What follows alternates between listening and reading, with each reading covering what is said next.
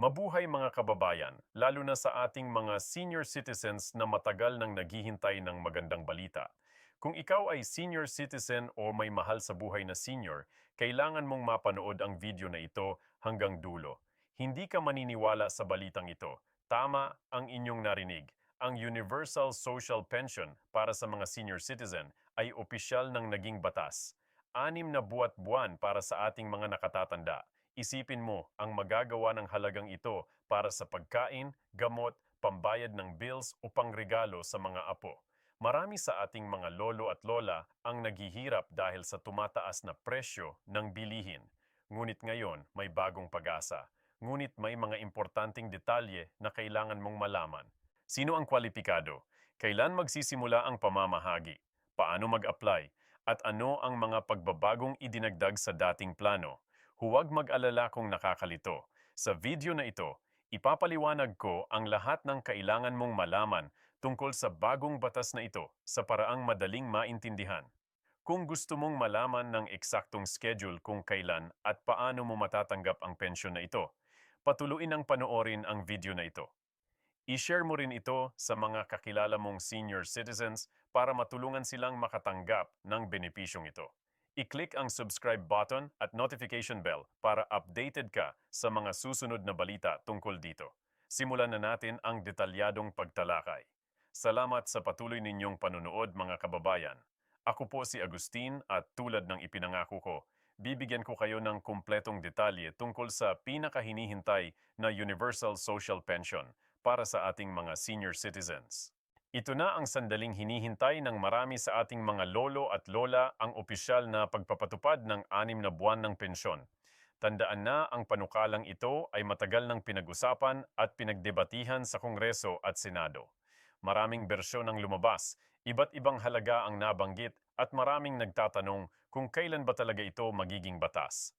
Ngayon, masasabi na nating opisyal na ang Republic Act number 11,916 o ang Universal Social Pension Act ay nalagdaanan ng Pangulo at simula ng maging. Siguradong ang unang katanungan sa isip ninyo ay sino ba talaga ang makakakuha nito? Hayaan ninyong linawin ko. Ang Universal Social Pension ay para sa lahat ng Filipino. Citizens na edad 60 pataas. O tama ang inyong narinig, 60 pataas. Hindi sex na gaya ng dating proposals. Ito ay isang malaking pagbabago mula sa Dating Social Pension Program na available lang sa mga indigent senior citizens. Sa bagong batas na ito, lahat ng senior citizens ay kwalipikado anuman ang kanilang socio-economic status. Ngunit may ilang mahahalagang kondisyon pa rin. Una, kailangan kang permanenteng residente ng Pilipinas. Ibig sabihin, kung ikaw ay nakatira sa ibang bansa at bumibisita lang sa Pilipinas, paminsan-minsan hindi ka kwalipikado. Pangalawa, kailangan ikaw ay nakarehistro sa Office for Senior Citizens Affairs OCA ng inyong lokalidad at may valid Senior Citizen ID. Kaya kung wala ka pang Senior Citizen ID, ngayon na ang tamang panahon para kumuha. Ngayon, pag-usapan naman natin ang pinakaabangan ng schedule ng pamamahagi ayon sa Department of Social Welfare and Development, DSWD. Ang implementasyon ng programang ito ay gagawin sa phases. Unang pay ay magsisimula sa month ngayong taon. Sa unang pay na ito, bibigyan ng prioridad ang mga senior citizens na edad 18 na pataas at ang mga may malubhang karamdaman or disability. Sa ikalawang phase naman na magsisimula sa month, isasama na ang mga senior citizens na edad 7 hanggang 7C. Sa ikatlong phase na magsisimula sa month, isasama na ang mga edad 6 hanggang 6 na si marami sa inyo. Ang nagtatanong paano kung kasalukuyan, akong nakakatanggap ng ibang pensyon gaya ng SSS or GSIS. Magandang tanong yan. Ayon sa bagong batas, maaari kang makatanggap ng Universal Social Pension kahit na meron ka nang natatanggap na pension mula sa SSS, GSIS o ibang pension systems. Ibig sabihin ito ay dagdag sa anumang pensyon na maaaring natatanggap mo na, ngunit may ceiling amount kung ang kabuuang pensyon mo mula sa lahat ng sources ay lumampas sa PH00. Bawat buwan, maaaring magkaroon ng adjustment sa halaga ng Universal Social Pension na matatanggap mo. Nakaka-excite isipin kung gaano kalaking tulong ito para sa ating mga senior citizens, hindi ba? Isipin mo 6 na bawat buwan, halos 2 kada araw. Pwede itong ipambili ng isang linggong groceries, pambayad ng kuryente at tubig o pambili ng mga maintenance na gamot. Para sa maraming senior citizens na umaasa lang sa tulong ng kanilang mga anak o sa maliit na pensyon, ito ay malaking ginhawa. Ngayon, pag-usapan naman natin kung paano mag-apply. Kahit na automatic na kwalipikado ang lahat ng senior citizens, kailangan pa rin ng proseso para ma-verify ang inyong identity at ma-set up ang sistema ng pamamahagi. Ang DSWD kasama ang OSCA sa bawat lokalidad ay maglulunsad ng Nationwide Registration Program.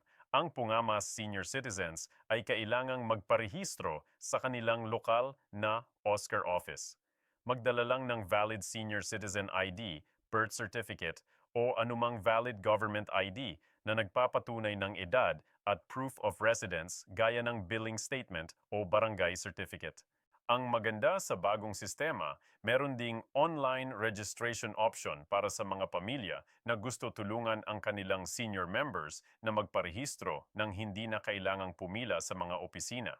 Maaring bisitahin ang official website ng DSWD at sundin ang mga instructions para sa online registration. Ngunit kung hindi kayo komportable sa online applications, huwag mag-alala, ang traditional face-to-face registration ay available pa rin.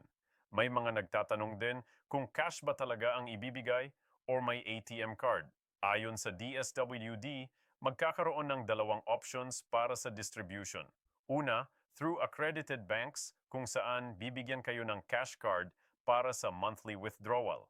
Pangalawa, through direct payout sa designated payout centers para sa mga walang access sa banking services o hindi komportable sa paggamit ng ATM. Ang bawat lokal na pamahalaan ay magtatakda ng schedule para sa direct payout, kaya importante na updated kayo sa announcements ng inyong lokalidad. Naalala ko tuloy ang kwento ni Lola Midel mula sa aming barangay. Si Lola Medideng ay 78 taong gulang na at matagal nang naghihirap dahil sa maliit na tindahan lang ang kanyang pinagkakakitaan. Noong nalaman niya ang tungkol sa Universal Social Pension, halos mapaiyak siya sa tuwa. Sabi niya, "Anak, ngayon hindi na ako magiging pabigat sa mga anak ko. Pwede na akong bumili ng sarili kong gamot at paminsan. Minsan makakapag-fit pa ako sa mga apo ko." Nakaka-touch talaga ang ganitong mga kwento at ito ang dahilan kung bakit mahalagang i-share natin ang balitang ito sa lahat ng senior citizens na kilala natin, na ngayon pag-usapan naman natin ang ilang mahahalagang pagbabago mula sa dating social pension program. Una, gaya ng nabanggit ko, ang dating social pension ay PH0R lang kada buwan at para lang sa indigent senior citizens. Ngayon 6 na at para sa lahat ng senior citizens. Pangalawa, sa dating programa, kailangan mong patunayan na wala kang ibang source of income o wala kang pamilyang sumusuporta. So, sa bagong programa, hindi na ito kailangan kwalipikado ka kahit may trabaho ka pa, may negosyo o suportado ka ng iyong pamilya. Pangatlo, sa dating programa, kung ikaw ay nakakatanggap ng pensyon mula sa SSS, GSIS o ibang pension systems, hindi ka na kwalipikado sa social pension. Sa bagong programa, pwede kang makatanggap ng Universal Social Pension kahit meron ka ng ibang pension hanggat hindi lumalampas sa nabanggit na ceiling amount. At pangapat, ang dating programa ay may limitadong budget kaya hindi lahat ng kwalipikadong senior citizens ay natutulungan. Sa bagong programa, may dedicated funding na galing sa national budget para masiguro na lahat ng kwalipikadong senior citizens ay makatatanggap. Marami ring nagtanong kung mababawasan ba ang ibang benefits na natatanggap ng mga senior citizens gaya ng 20% discount at VAT exemption. Huwag kayong mag-alala. Ang Universal Social Pension ay hiwalay at dagdag sa mga existing benefits ninyo. Patuloy pa rin ang inyong 24 na senior citizen discount sa mga restaurants, groceries, medicines at iba pa. patuloy din ang inyong VAT exemption. At kung kwalipado kayo sa Pantawid, Pamilyang Pilipino Program for Petaseconds o sa ibang social assistance programs, mananatili pa rin ito. Napakaraming tanong din tungkol sa funding ng programang ito. Saan kukunin ang pera para sa ganitong kalaking programa? Ayon sa Department of Finance, ang pondo para sa Universal Social Pension ay manggagaling sa kombinasyon ng General Appropriations Act, SC taxes, buwis sa alak at sigarilyo at porsyon ng pag-core revenues. Mayroon ding allocation mula sa Philippine Charity, Sweepstakes Office PC. Ang pinakamagandang balita ay may sustainability plan na rin para masiguro na ang programang ito ay may gwapatuloy sa aming susunod na taon at hindi lang isang one-time implementation. Mahalaga ring banggitin na ang programa ay may monitoring at evaluation component. Ito ay para masiguro na ang pondo ay napupunta sa tamang mga tao at walang korupsyon o anomalya sa implementasyon. Regular na may ilulsad na surveys at feedback mechanisms para malaman kung gaano ka-effective ang programa at kung may mga pagbabago pang kailangan gawin. Ngayon, alam kong marami sa ating mga senior citizens ang nag-aalala tungkol sa mga dokumento at requirements. Gusto kong linawin na pinagsisikapan ng gobyerno na gawing simple ang proseso. Kung meron ka ng Senior Citizen ID, birth certificate at proof of residence, sapat na ito para makapag-apply.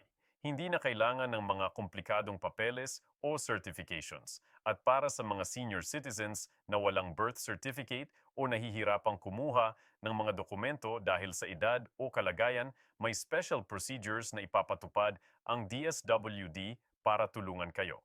May mga nagtatanong din kung paano kung hindi physically able ang isang senior citizen na pumunta sa registration centers or payout locations. Maganda ring nakapag-prepare ang DSWD para dito. May home visitation program para sa mga bedridden or physically unable na senior citizens. Iyong pamilya o caregiver ay maaaring mag-coordinate sa lokal na OSCA office para mag-schedule ng home visitation para sa registration at eventual payout. Napakalaking balita talaga ito para sa ating mga senior citizens at para sa buong pamilyang Pilipino. Naalala ko tuloy ang sinabi ng isang economic expert, kamilan ang pagbibigay ng regular at sapat na pensyon sa mga senior. Citizens ay hindi lamang tulong sa kanila, kundi stimulus din para sa lokal na ekonomiya. Dahil ang pera ay ginagastos sa lokal ng mga tindahan, palengke at serbisyo, nakakatulong din ito sa pag-ikot ng ekonomiya lalo na sa mga rural areas. Ngunit hindi lahat ay smooth sailing. May mga hamon pa rin sa implementasyon ng ganitong kalaking programa. Una, ang logistics ng pagbibigay ng pensyon sa lahat ng senior citizen sa buong bansa, lalo na sa mga malalayong lugar at isla. Pangalawa, ang pag-iwas sa korupsyon at anomalya sa pamamahagi. At pangatlo, ang pagsiguro na sustainable ang funding ng programa sa mga susunod na taon. Kaya naman ang DSWD kasama ang ibang ahensya ng gobyerno ay naghahanda na para sa mga hamaong ito. May special task force na binuo para specifically sa Universal Social Pension Implementation. May mga technological na solusyon din na ginagamit gaya ng biometrics para masiguro na ang tamang tao ang nakakakuha ng pensyon at may partnership din sa private sector lalo na sa banking institutions para mas maging efficient ang distribution. Isa na ngayon ang immediate concern ng marami ay kung paano makakasali sa unang phase ng implementation kung ikaw ay edad 80 pataas o may malubhang karamdaman or disability, makipag-ugnayan agad sa inyong lokal na Oscar office. Maari din ninyong i-check ang official Facebook page ng DSWD para sa mga latest announcements. Kung may smartphone o computer kayo, pwede ring bisitahin ang website ng DSWD para sa online pre-regere para sa mga edad 7 hanggang 7 at 6 hanggang 6 na P, si maghintay lang ng kaunti. Darating din ang schedule para sa inyo sa mga yon. Ang pinakamainam na gawin ay ihanda na ang mga kinakailangang dokumento at magparehistro o mag-update ng inyong information sa lokal na OSCA office. Mas maaga kayong nakapagparehistro, mas maaga din kayong maisasama sa sistema kapag dumating na ang phase para sa inyong age group, Isa pang importanteng paalala, mag-ingat sa mga scam at fake news. May mga irresponsableng individual na maaaring sumubok na samantalahin ang excitement ng mga senior citizens tungkol dito. Tandaan na ang lahat ng official announcements ay manggagaling lang sa DSWD, sa Office of the President o sa lokal na Oscar Office. Huwag maniwala sa mga text message, social media posts, o tawag na nanghihingi ng bayad or personal information para makasali sa programa. Ang registration at application ay libre at hindi kailangang magbayad ng anumang fee. Marami ring nagtanong kung maaaring mag-appoint ng representative para tumanggap ng pensyon kung sakaling may emergency o hindi makapunta ang senior citizen sa payout location. Ayon sa guidelines ng DSWD, maaaring mag-appoint ng authorized representative pero kailangan ng special power of attorney at valid ideas ng parehong senior citizen at representative. Ito ay para maprotektahan ang mga senior citizens mula sa posibleng pang-aabuso o pagsamantala. Tungkol naman sa taxation, hindi po babayaran ng buwis ang Universal Social Pension. Ito ay tax-free benefit, kaya ang buong 6 NAIB ay mapupunta sa senior citizen ng walang kaltas para sa buwis. Ito ay alinsunod sa prinsipyo na ang social protection benefits ay hindi dapat buwisan. Gusto ko ring banggitin na may grievance mechanism ang programa kung sakaling may problema sa application. Sa halaga ng natanggap o sa anumang aspeto ng programa, maaaring mag-file ng complaint or feedback sa DSWD. May dedicated hotline at email address para sa mga concerns tungkol sa Universal Social Pension. Tandaan na karapatan ninyong malaman at matanggap ang tamang benepisyo, kaya huwag magatubiling mag-report kung may nakikita kayong problema o anomalya. Ang Universal Social Pension ay resulta ng maraming taon ng advocacy mula sa mga senior citizen groups, social protection advocates at concerned citizens. Naalala ko pa nung 10 taon na ang nakalipas, napakaliit lang ng social pension at kakaunti lang ang nakikinabang. Ngayon, nakikita natin kung paano nag-evolve ang social protection sa Pilipinas mula sa charity-based approach patungo sa rights-based approach kung saan kinikilala na karapatan ng lahat ng senior citizens ang magkaroon ng dignified life sa kanilang pagtanda. Napaka-importante rin ang role ng pamilya sa pagsuporta sa ating mga senior. Kung may lolo, lola, tatay, nanay, tiyo o tiyakang senior citizen na, tulungan mo silang makakuha ng benepisyong ito. Alalayan mo sila sa paghahanda ng mga kinakailangang dokumento. Samahan mo sila sa mismong registration. At kung kinakailangan, tulungan mo rin sila sa pag-access ng kanilang pensyon. Tandaan, ang pagtulong sa mga nakatatanda ay hindi lamang isang obligasyon. Ito rin ay isang pribilehiyo. Bago natin tapusin ang video na ito, nais kong ibahagi ang buod ng mga pinakamahalagang detalye. Una, ang Universal Social Pension ay nagbibigay ng 600 bawat buwan para sa lahat ng Filipino citizens na edad 6 na ni pataas. Pangalawa, ang rollout ng programa ay isasagawa sa mga phase, uunahin ang mga senior, citizens na edad 80 pataas at yaong may malulubhang kondisyon. Pangatlo, upang makapag-apply, kailangan lamang ng valid senior citizen ID, birth certificate at patunay ng tirahan. Pangapat, maaari ka pa ring makatanggap ng pensyon kahit may kasalukuyang natatanggap mula sa SSS o GSIS, basta't hindi lalampas sa itinatakdang income ceiling. Para naman sa mga nanonood na hindi pa senior citizen, pakishare ang video na ito sa inyong mga kaibigan o kamag-anak na senior citizen para malaman nila ang tungkol sa programang ito. At para sa mga senior citizens na nanonood ngayon, sana ay nakatulong ang video na ito para mas malinawan kayo tungkol sa Universal Social Pension at kung paano ito maaaring magbigay ng benepisyo sa inyo. Tandaan, ang pagkakaroon ng financial security sa panahon ng pagtanda ay isang karapatang dapat tamasahin ng bawat Pilipino at ang Universal Social Pension ay isang hakbang patungo sa layuning ito. Maraming salamat sa panonood. Kung may katanungan pa kayo, huwag mag-atubiling mag-comment sa ibaba. Sisikapin kong sagutin ang bawat isa. Huwag ding kalimutang i-like ang video na ito, mag-subscribe sa channel, at i-click ang notification bell para laging updated sa mga susunod naming balita tungkol sa Universal Social Pension. at iba pang mahahalagang programang para sa mga senior citizens. Hanggang sa muli nating pagkikita sa susunod na isa,